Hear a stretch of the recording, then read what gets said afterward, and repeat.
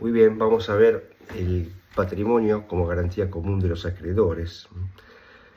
El concepto es que el patrimonio del deudor constituye la garantía común de los acreedores porque supone que todos los bienes del deudor son susceptibles de ser ejecutados por los acreedores para satisfacer sus créditos. Es decir, el deudor responde por el cumplimiento de sus obligaciones con todo su patrimonio presente y futuro, es decir, por los créditos también que tiene, salvo disposición legal en contrario.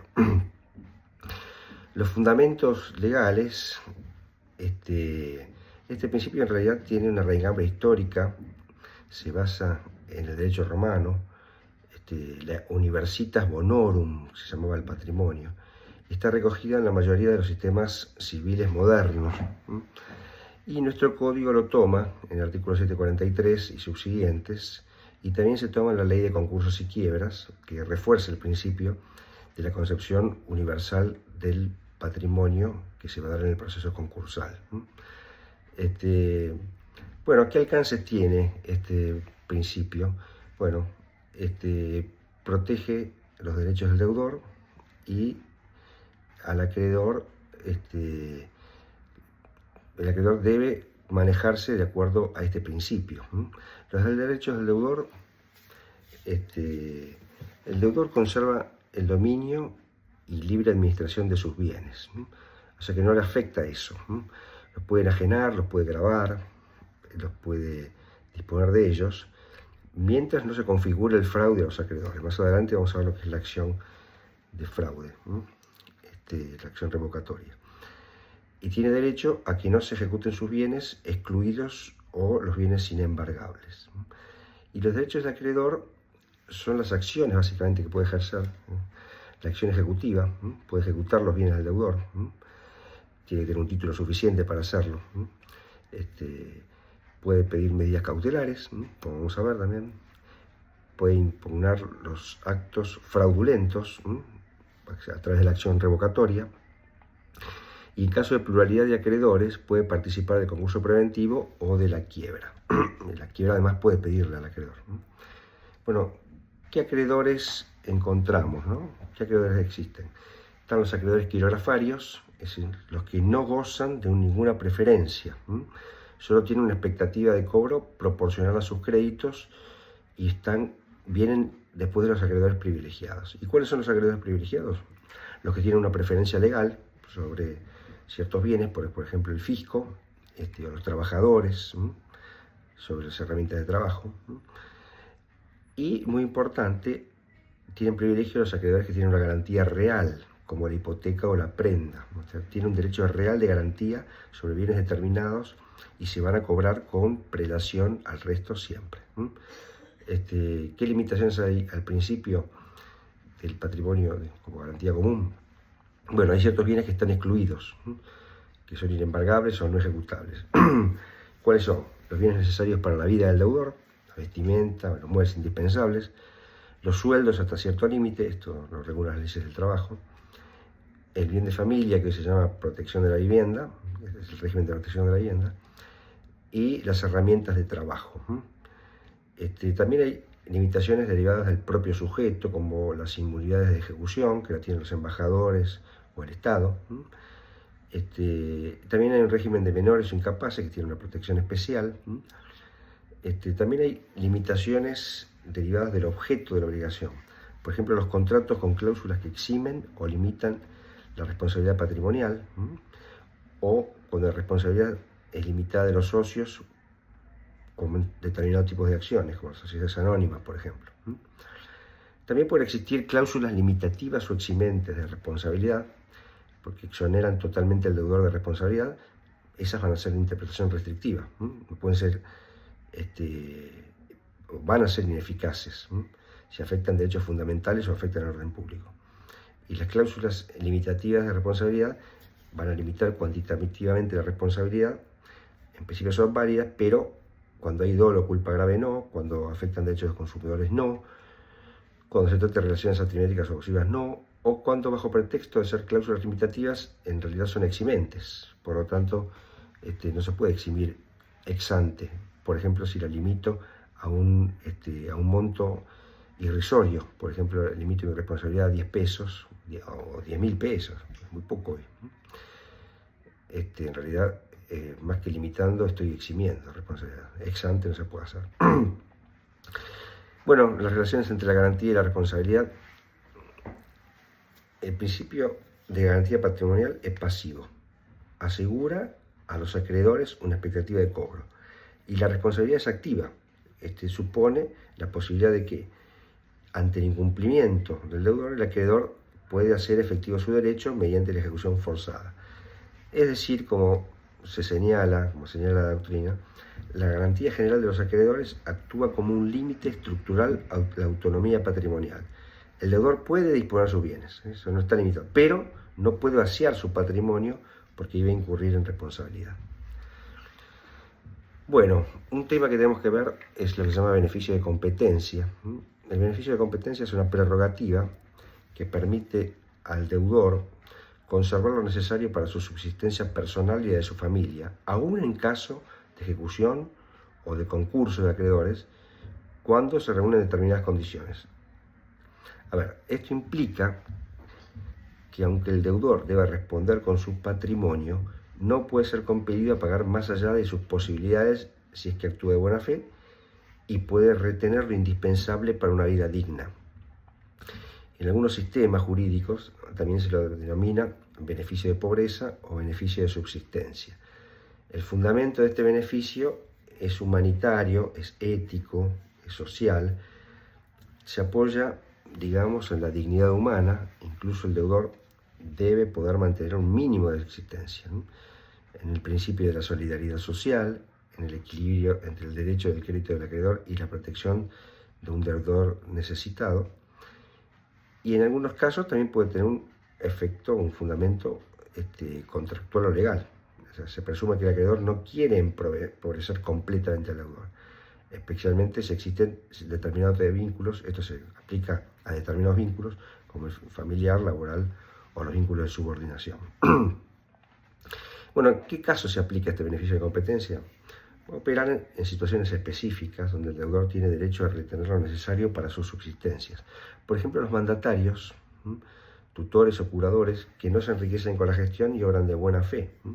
Y frente a ellos se les inicia una acción. Bueno, obraron de buena fe, se equivocaron, pero tienen derecho a retener parte de lo que significa el beneficio de competencia, lo que les proponga una vida más o menos digna, ¿no? Los donatarios con cargo, cuando se revierte la donación por incumplimiento del cargo y lo ejecutan, bueno, van a poder plantear este beneficio para que no se queden sin nada. El cónyuge, el ascendiente o descendiente del acreedor, se presume que no deben quedar en indigencia, ¿no? Un deudor laboral, en algunos casos, se protege al trabajador cuando ha dañado el patrimonio. Esto es muy raro encontrarlo, cuando ha dañado el patrimonio de su empleador, ¿no? No se le puede dejar en indigencia. Esto es rarísimo encontrarlo, pero puede ocurrir. Bueno, ¿cuáles son los efectos de este beneficio? Bueno, se limita la ejecución. El acreedor no puede perseguir los bienes indispensables para la subsistencia del deudor: la vivienda, la vestimenta, alimentos. La inembargabilidad de los ingresos mínimos, hay una franja que es inembargable. La suspensión o morigeración del pago de deudas, el deudor podrá cumplir parcial o escalonadamente si demuestra su situación de necesidad, pero no se va a aplicar a deudores dolosos o de mala fe. Es decir, el beneficio de competencia representa una atenuación al principio de responsabilidad patrimonial plena. Protege la dignidad del deudor sin desconocer los derechos del acreedor.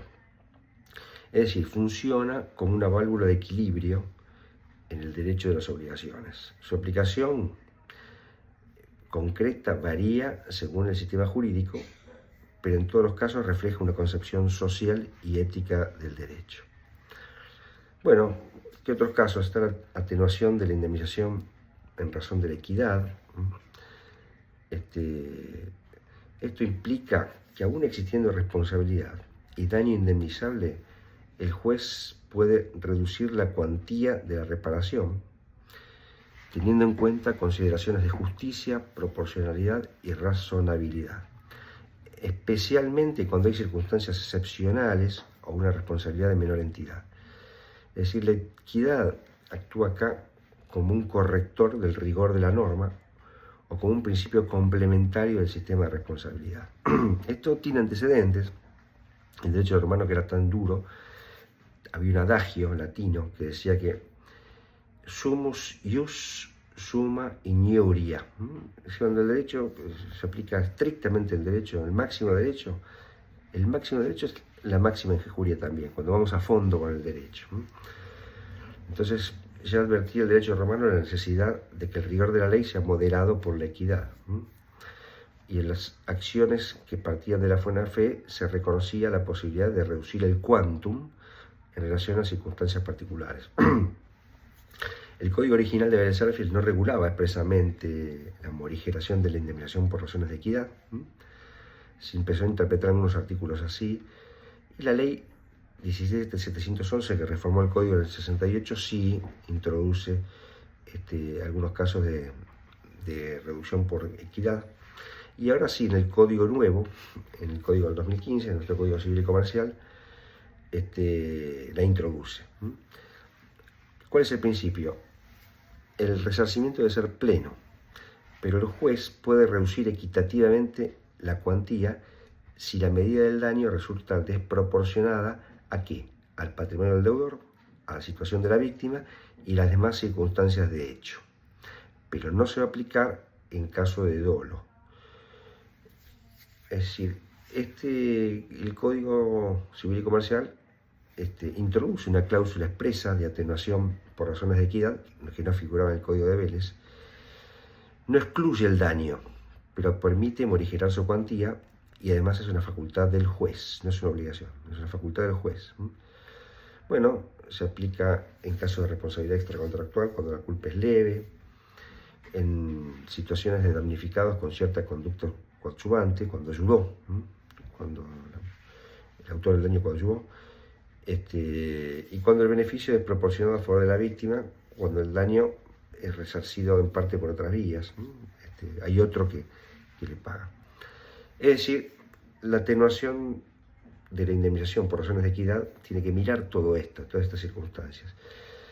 Es un mecanismo de corrección excepcional que se justifica cuando el quantum de la reparación resulta manifiestamente desproporcionado con relación al patrimonio del autor del daño, la situación de la víctima o el contexto general del hecho. Este artículo del Código, 1742, representa un avance respecto de la legislación anterior y alinea el derecho argentino con el derecho comparado y los principios generales del moderno derecho de daños.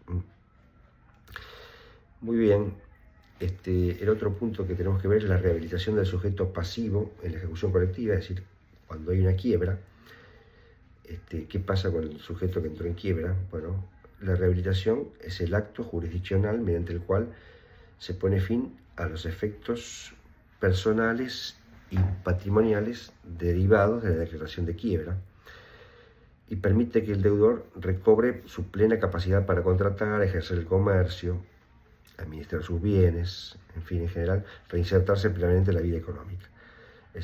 Tiene que haber mediado una quiebra, una declaración de quiebra, y transcurrido un año se puede pedir, tiene que haber una solicitud del deudor ante el juez que da traslado al síndico y demostrar que cumplió con los requisitos legales y se ha transcurrido el tiempo que corresponde.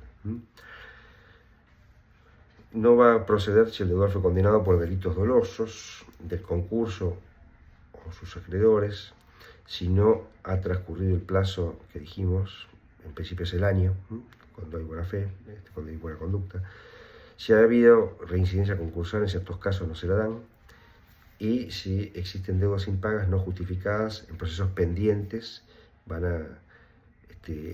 ser un elemento que impide valorar la buena conducta del deudor. Bueno, la rehabilitación del deudor en el proceso concursal hace que cese la inhabilitación para administrar los bienes, que lo tenía, porque eso la quiebra, esos son los efectos de la quiebra. Levanta las restricciones registrales impuestas por la quiebra, por ejemplo, la inhibición general de bienes, todas las inhibiciones que tiene ante el registro de la propiedad se levantan. No se extinguen los efectos, sí se extinguen los efectos personales que vienen a partir del desapoderamiento, eso se extingue, pero no borra el hecho histórico de la quiebra, y no hay una amnistía con respecto al pasado. ¿Qué quiere decir? Que las deudas anteriores, bueno, se pagarán en moneda de quiebra, ¿no? Es decir, no implica la cancelación de deudas remanentes que no se han sido pagadas, salvo que cumple el acuerdo resolutorio. Así que eso queda pendiente. Bueno, seguimos después.